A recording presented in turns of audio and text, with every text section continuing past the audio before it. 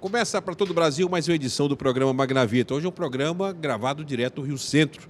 Nós estamos no Centro de Convenções da cidade do Rio de Janeiro, em plena Feira das Américas, congresso da ABAV, a Associação Brasileira de Agentes de Viagens.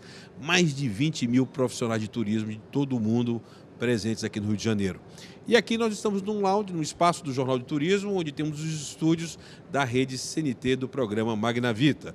Aliás, passando aqui vários programas em telões e mostrando esse trabalho que nós realizamos há vários anos para os congressistas. Eu tenho o prazer de receber aqui um convidado muito especial, Luiz da Gama Mor. Ele é vice-presidente da TAP, é das presenças mais presentes nas ABAVs ao longo dos anos, desde a época da ABAV e agora depois como TAP, mas sobretudo uma pessoa que dá uma importância muito especial a esse contato com o mercado brasileiro, pela importância crescente que a TAP tem. Primeiro, Mor, falar do evento, uma pergunta factual. A sua avaliação da ABAV 2011? Até agora, eu gosto muito. Eu noto que muitas vezes diferentes pessoas pensam coisas diferentes.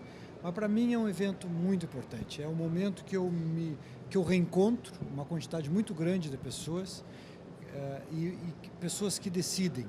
É um momento que eu consigo fazer cruzamento. Está vindo muita gente de Portugal que precisa fazer contatos no Brasil e na BAV eu consigo oportunizar esses contatos.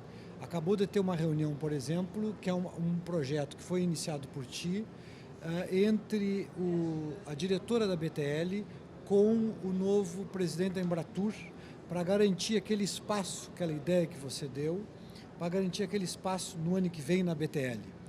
Conseguimos também fazer com que o ministro fizesse uma reunião com a secretária de Estado, que é a nossa ministra de Turismo lá de Portugal. Eu consegui conversar com os grandes operadores, fiz uma boa reunião com o Nascimento, tivemos algumas boas ideias. Uma das ideias é que nós queremos levar para Portugal a Brastoa, como nós levamos ao Congresso da BAV, gostaríamos de levar na Brastoa. Portugal está vivendo um momento que até precisa de uma certa ajuda e eu precisava difundir melhor este conhecimento dos operadores portugueses do destino Portugal ou através de Portugal o destino Europa. Então, é uma oportunidade de ouro para mim, continua sendo a grande feira das que eu participo. Agora, em termos de público, a gente sentiu hoje uma melhor qualificação esse ano do abaviano, aquele que vem participar da feira. Você também sentiu isso, uma melhor qualificação das pessoas que estão participando desse evento? Magnavita pode ser, eu não tinha me dado conta assim, pode ser essa uma interpretação. Eu vejo menos gente nos corredores. No entanto, eu tenho o contato de todas as pessoas que eu quero. Então é possível que seja alguma coisa por este caminho. Eu não sei se menos gente é porque os corredores são bem maiores. É isso que eu ia dizer. Eu não sei se é porque os corredores são maiores, está mais fácil de caminhar nos corredores. Não sei se é menos gente ou os corredores são maiores. De qualquer maneira, eu não tenho os números, para mim fica difícil de... Agora, eu queria falar de TAP, principalmente falar da privatização da TAP. Nós estamos vivendo um momento onde a TAP está fazendo um dever de casa para receber um sócio, ser privatizada. E eu tenho batido muito na tecla que a TAP é hoje, talvez, a maior ponte de ligação do Brasil com a Europa. O Brasil tem que olhar com muita atenção esse passo que está sendo dado pela dependência que o Brasil tem dessa ponte que liga o Brasil à Europa. Me fala como é que tem sido esse momento e como é que está sendo o posicionamento do Brasil e esse ativo também que é o Brasil, que a TAP possui, desse processo de privatização. O processo não começou, Magnavita. O que nós temos ainda já definidos é que a TAP será privatizada e será privatizada logo. Até o ano que vem tem que ter esse processo já definido, pelo menos quem é que vai ser o comprador. É possível que saia já os critérios esse ano, é algo que o governo está trabalhando ainda, mas eu não tenho, não tenho essa informação. Portanto, enquanto não sair os critérios, eu tenho dificuldade de dar detalhes adicionais a ele. Mas uma visão estratégica, que é a que tu acabaste de colocar, eu familiarizo com ela, eu compreendo desta forma.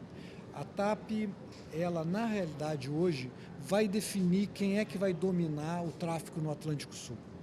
Para que lado a TAP for, para onde a TAP for vendida, haverá o domínio do Atlântico Sul. Não é só o tráfego entre Brasil e Europa, mas também o tráfego entre a Europa e a África aqui do Atlântico Sul. Eu acredito que uma eventual aquisição da TAP por uma empresa brasileira, os brasileiros teriam muito a comemorar, porque ficaria no Brasil o Brasil ficaria com este controle. Eu sei por conversas com o governo brasileiro, noutras oportunidades e noutros contextos, o governo tem se preocupado muito com isso, tem se preocupado com a presença do Brasil na África, tem se preocupado com a questão do Atlântico, portanto é bem possível, apesar de ser cedo para dizer, é bem possível que possa haver interessados brasileiros, pelo menos acredito que seria bem-vindo por parte do governo brasileiro, mas não sabemos isso ainda.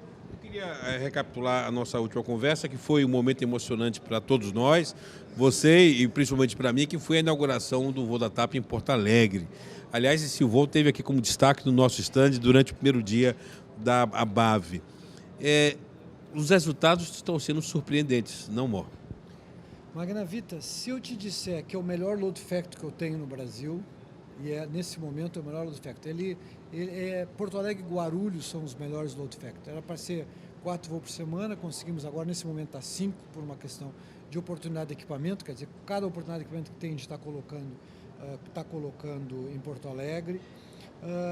Então aconteceu no Rio Grande do Sul, quer dizer, as pessoas, e aquilo que eu imaginava que era a criação de um mercado novo, é o que eu acho de mais forte. O que eu chamo de criação do mercado novo? Existe uma intimidação muito grande de diferentes perfis de pessoa de fazer a conexão em Guarulhos. Quer dizer, você tem que sair muito cedo de casa, você espera muito tempo em Guarulhos para fazer um voo muito longo, que é um voo internacional. Portanto, pessoas com mais intimidadas com relação a esse tipo de experiência, que vai desde as pessoas que viajam pouco ou nunca viajaram, até as pessoas de idade, ou casais com filhos pequenos. Quer dizer, existia um largo espectro de gente que não tomava decisão de viajar pelo custo emocional, pelo trabalheira que isso dava. Essa gente começou a viajar e está lotando os aviões. E eu sei, até porque a gente acaba conhecendo muita gente do Sul, e eu tenho aí, semana passada eu tive 3 jantares e um almoço, mas 4 encontros, com gaúchos que veio comemorar, um casal que veio comemorar 70 anos, que fazia 35 anos que não vinha para a Europa, que fazia mais que não vai para São Paulo, quer dizer, um pessoal que tem medo de São Paulo, né? E os outros eram pessoas que nunca tinham vindo para a Europa, que estavam vindo agora pela TAP. Então, a TAP dá o conforto do voo direto, por um lado, mas também dá o conforto de falar português até o destino final. Então, fica mais em casa voar de TAP. Eu espero que a gente tenha equipamentos do futuro para continuar aumentando a oferta, mas é um voo que já garantiu a sua estabilidade. Um dos problemas que a TAP resolveu, que a sua gestão resolveu em Portugal, foi administrar junto ao governo uma melhoria da infraestrutura aeroportuária. Tanto que o aeroporto de Lisboa se adaptou a uma nova TAP, e principalmente à operação intensa dos 330 para poder ter os voos de longo curso. Eu queria deixar essa questão para você responder no próximo bloco, porque o Brasil vive um momento de redesenho da operação aeroportuária com a privatização. E há uma grande apreensão na questão do aumento de custo, principalmente o aumento de custo que acaba pagando é o passageiro, porque ele é repassado ao passageiro. E, às vezes, a privatização pode significar também aumento de custo. Eu queria que você, dentro de uma visão global que você tem da indústria, e principalmente dentro de uma visão da experiência portuguesa, que você falasse sobre isso depois do nosso intervalo comercial. O programa Magnavita volta daqui a pouco pela Rede CNT, conversando com Luiz da Gama Mor.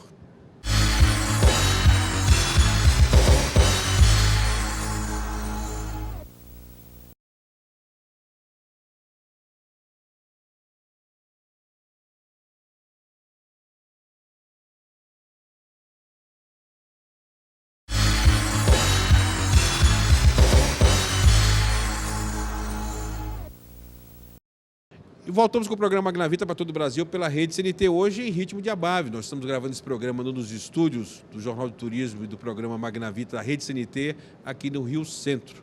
Eu estou conversando com o Luiz da Gama Mó.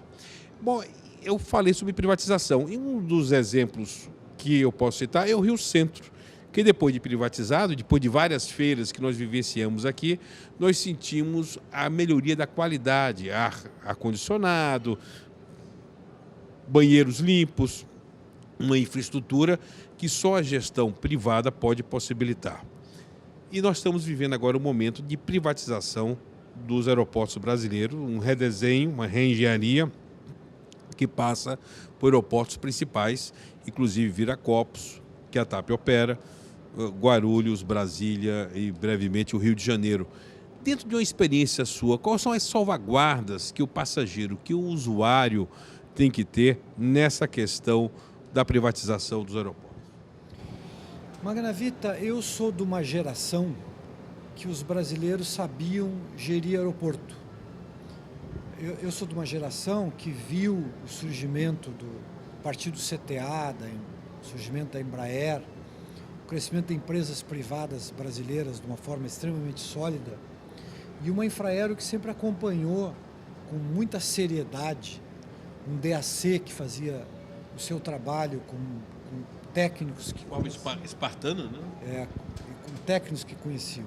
Eu compreendo que era um mercado regulado, era um mercado que não tem lugar mais para o mundo de hoje, que o Brasil precisava fazer uma profunda alteração com a liberalização do mercado. Isso tem sido feito e tem sido bem feito.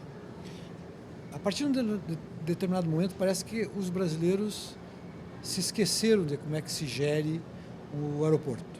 Acabaram parando de fazer investimentos, principalmente investimentos essenciais que não apareciam. Teve até alguma coisa com terminal, mas na realidade não teve com investimentos principais, que levou a essa situação que nós estamos vivendo hoje. Há uma responsabilização muito grande jogada em cima dos ombros das empresas aéreas brasileiras, o que nem sempre corresponde à realidade. Acho que as empresas brasileiras carregam um fardo violento da falta da infraestrutura, é mais fácil culpá-las, mas o fato é que atrasou demais esses investimentos. Não acompanhou o crescimento. Não acompanhou e houve até uma certa perda de know-how. Quer dizer, começou a se perder a ponto que os brasileiros de hoje acham que o Brasil, o Estado brasileiro, não tem condições de gerir a Infraero. Então, vou repartir em duas naturezas de necessidade. A primeira necessidade é essa: as pessoas estarem convencidas que o país não sabe fazer uma gestão, que o Estado não sabe fazer uma gestão de aeroportos. Eu não compro esta, eu não acredito. O Brasil tem capacidade, o Estado brasileiro tem capacidade, porque já teve no passado. Quer dizer, se houver uma vontade política de profissionalizar esta gestão, o Brasil vai fazer, já fez e faria bem feito. A segunda questão é capital, precisa de capital. E, portanto, uma forma de fazer todos os investimentos necessários seria através da privatização, dado o Estado não ter dinheiro para isso, ou ter outras prioridades que precisa atender. Esta visão eu não tenho o que discutir. Quer dizer, se o Estado não tem capital e precisa fazer uma quantidade de investimento muito grande, é natural que se olhe para a privatização. A privatização de algo que nem o Rio Centro, que está, quer dizer, que ou você tem uma gestão correta, ou isso aqui fica vazio e você não vai ter o retorno do seu investimento, é fácil de defender. Mas um aeroporto é complicado. O aeroporto é um monopólio. Além de ser um monopólio, tem um fator de segurança nacional também, de soberania nacional também. Mas vamos olhar na questão do monopólio. O problema do monopólio privado é um problema complicado. E nós temos alguns exemplos na Europa de privatização e nós temos alguns exemplos de problemas na Europa de privatização. O próprio aeroporto em Heathrow, que foi privatizado, nós tivemos um problema de paralisação do aeroporto no ano passado, na época do Natal, por conta da neve, e claramente foi uma falha de obtenção de equipamentos que eles tinham que ter e que não atualizaram, não compraram o suficiente. Que isso jamais teria acontecido num universo anterior em que o Estado estava ali não necessariamente para dar lucro. Portanto, a gestão privada de um monopólio exige uma fiscalização muito controlada, porque um monopólio privado pode ser muito mal para as empresas aéreas e pode vir a ser muito mal para o passageiro como decorrência disso. Eu não gosto da privatização do aeroporto, como você pode notar. Temo a privatização do aeroporto. Entre monopólio privado e monopólio estatal, eu prefiro o monopólio estatal, mas eu compreendo que em alguns momentos isso é inevitável. E eu não tenho a menor condição de fazer uma avaliação desse tipo. Mas cabe à sociedade, principalmente o usuário, o passageiro, a salvaguarda ou o papel de vigilância disso. Porque, como eu falei anteriormente, que no final da conta, quem paga a conta é o passageiro. É preciso ter o passageiro aliado nesse processo e na defesa veemente dos seus direitos.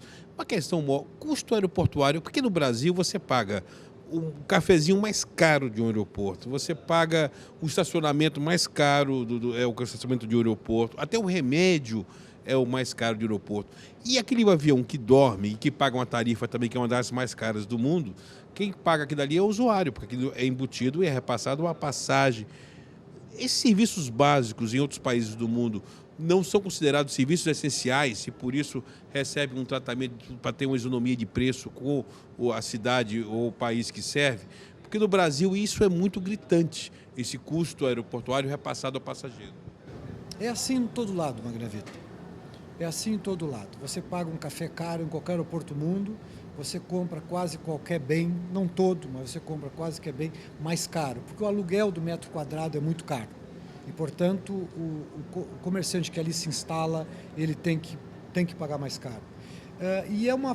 Isso se dá porque essa fonte de receita dos aeroportos tem sido importante para a manutenção dos aeroportos e, teoricamente, poderia vir a reduzir, inclusive, o custo do avião. Então, para não ficar tudo em cima do avião e da taxa de embarque, se cria uma atividade que é voluntária, quer dizer, a pessoa não precisa tomar o café ou não precisa consumir o que consome e, portanto... Para amenizar a atividade fim.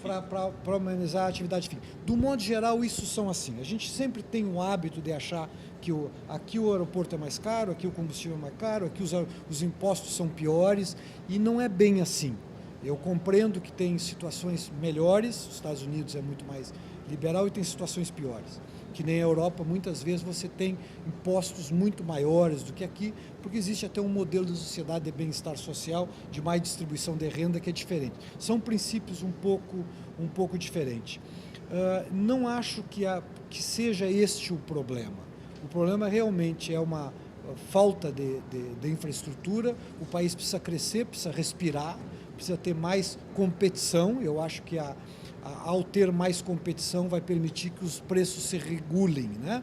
Então, se houver mais possibilidade de slot numa quantidade maior de aeroportos, haverá mais empresas aéreas a operar os aeroportos principais e, portanto, pode dar um choque de competição que facilite a vida do passageiro. A gente não pode se esquecer, Magnavita, que o preço do transporte aéreo caiu barbaramente. Você pega um universo de 20 anos, é uma coisa estúpida. E as pessoas começam a se acostumar com valores que não correspondem à realidade do custo. Quer dizer, eu brinco lá na Europa que as pessoas estão dispostas a pagar 100 euros por um táxi, mas não estão dispostas a pagar 100 euros. Quer dizer, eu faço um voo entre Lisboa e Funchal, 2h30, ninguém quer pagar 100 euros por esse voo, mas pago 100 euros do aeroporto de Funchal ao centro de Funchal. Quer dizer, esse tipo de percepção é algo distorcido em relação ao custo. Como o valor do transporte acaba sendo baixo, esses valores dos custos têm que ser buscados fora da atividade. Eu queria finalizar o programa, Mó, hoje falando sobre crise europeia. Você que está lá há mais de 10 anos, vivenciou diversos momentos e hoje você vivencia e sente uma visão da Europa. Eu queria passar essa visão privilegiada sua com relação à situação europeia e à situação de Portugal e da Espanha, para o nosso telespectador depois do intervalo comercial. Voltamos daqui a pouco.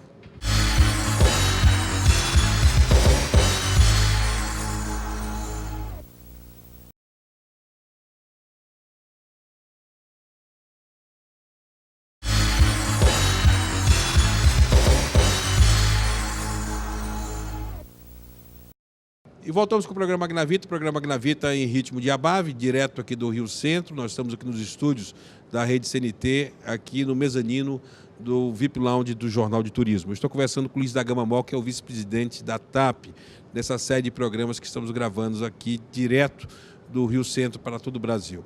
Bom, eu queria aproveitar, eu deixei no final do último bloco essa visão privilegiada sua com relação a viver na Europa, ser europeu, estar na Europa e principalmente com relação a essa questão da crise que a Europa atravessa e de forma especial a Península Ibérica. Como é que é isso visto de dentro do olho do furacão por uma pessoa que já viveu outros furacões? Porque você, como executivo brasileiro, como brasileiro, viu esse quadro, conhece esse filme, aquilo que é novidade para a Europa faz parte de um passado recente do Brasil. Como é que é essa visão sua dentro do olho do furacão? Magalhães, tu tem razão quando fala que a gente está acostumado com crise, né? A gente sempre estivemos, né? A nossa geração passou por inflações extremamente elevadas e pacotes e tinha que pagar tinha uma taxa. Como é que era aquela taxa que para viajar precisava pagar? Né? Depósito compulsório. Depósito compulsório. Nós passamos por muitas dessas aí. Mas tem uma questão diferente na Europa que está acontecendo pela primeira vez no mundo. Quer dizer, não existe nenhum consenso entre os economistas de como enfrentar essa questão diferente. A questão diferente é o gesso do euro. Existe, então, crises e situações econômicas completamente díspares entre diferentes países do bloco europeu, no entanto, a moeda é a mesma. Como é que o país enfrenta, classicamente, esse tipo de crise? Com a inflação, acontece naturalmente a inflação. E a inflação é um processo de empobrecimento natural. Então, se você tem uma crise de uma dívida e precisa pagar essa dívida, o país, do modo geral, ele empobrece a sua população via inflação. Como não existe esse controle da moeda, está acontecendo uma coisa nova que é corte de salário. Eu, pessoalmente, tive um corte de 5% no meu salário, depois de 10% em cima do restante. E já existe para o ano que vem um pacote que vai terminar, lá tem 13º, 14º, que é o de férias e o de Natal. A função pública não terá nem 13º nem 14º, e haverão uma série de cortes salariais. Quer dizer, esse é um dado novo que a pessoa acaba tendo cortes nominais, que é diferente do corte salarial via inflação. Não se sabe ainda como é que vai evoluir isto. A gente não se sabe, essa que é a verdade, qual é o tamanho da crise. Agora fala-se em contaminação para Espanha e Itália, mas agora começa a ter problema na França, e realmente eu não tenho noção de até longe que isso vá. O que a gente tem que estar preparado para anos difíceis e tentar compreender onde é que estão as oportunidades. Porque, na realidade, nós, como somos uma empresa muito global, nós dependemos do nosso home market, do nosso mercado interno, muito menos do que normalmente as empresas aéreas dependem. A TAP hoje tem uma importância cada vez maior porque ela é uma empresa que é uma das maiores exportadoras de serviço em Portugal, geradora de divisas. No ano passado nós fomos o número 1, nós somos a principal empresa exportadora portuguesa. A nossa receita gerada em Portugal foi 29% da nossa receita total, gerada no Brasil foi 21%, mas no orçamento do ano que vem isso já está... o Brasil vai nos gerar mais receita do que em Portugal. A gente prevê uma pequena queda em Portugal, mas vamos continuar crescendo fora de Portugal. Então, a TAP é uma empresa com uma importância muito grande neste momento que Portugal está vivendo. Estamos crescendo 8% em passageiros esse ano, prevemos crescer 6% no ano que vem, mesmo com essa crise, porque nós vamos buscar passageiros em outros mercados, vamos diversificar a nossa maneira de atuar. Contamos muito com África e Brasil para esse trabalho. Portanto, mesmo esse processo de privatização, o próprio governo já disse que dentro das exigências de privatização vai estar a manutenção do hub da TAP em Lisboa, quer dizer, esse serviço que a TAP presta para Portugal vai continuar mesmo e talvez até possa ser mais num ambiente privatizado, a gente vai estar mais capitalizado. Bom, muito obrigado, chegamos ao final desse programa especial, obrigado por ter vindo aqui, comparecer, e eu finalizo aqui com a mensagem final sua ao passageiro. Nós falamos de mercado, falamos na questão dos agentes de viagens, falamos do setor do turismo, mas eu quero que você fale agora sua mensagem final em TV aberta ao passageiro, aquele que tem tido na TAP a sua primeira experiência internacional ou que quer ter na TAP, isso para o Brasil inteiro, a sua primeira experiência internacional. Muito obrigado pela essa oportunidade. Primeiro, eu queria agradecer o apoio que nós temos tido aqui no Brasil. Nós iniciamos em junho com Porto Alegre, a nossa 10ª cidade no Brasil. Pretendemos continuar com esse modelo de negócio. A nossa ideia é ficar cada vez mais próximo dos brasileiros, criar serviços cada vez melhores, fazer modificações dos nossos equipamentos, trazer equipamentos novos. E hoje nós estamos lançando, inclusive aqui na BAV, um Facebook especificamente para o Brasil, com a ideia de continuar ouvindo as demandas dos brasileiros para atender cada vez melhor. Quer dizer, o Brasil para nós é um mercado prioritário e, portanto, os brasileiros para nós são os clientes mais importantes. Na TAP vocês são rei, na TAP vocês falam português até o destino final e é escutando vocês que a gente decide as nossas novas rotas no mundo inteiro para atender cada vez melhor. Muito obrigado pelo apoio. Obrigado, Mó, e até o próximo domingo, quando estaremos com o programa Magnavita, novamente falando de turismo e novamente no estúdio nosso aqui no Rio Centro. Até o próximo domingo.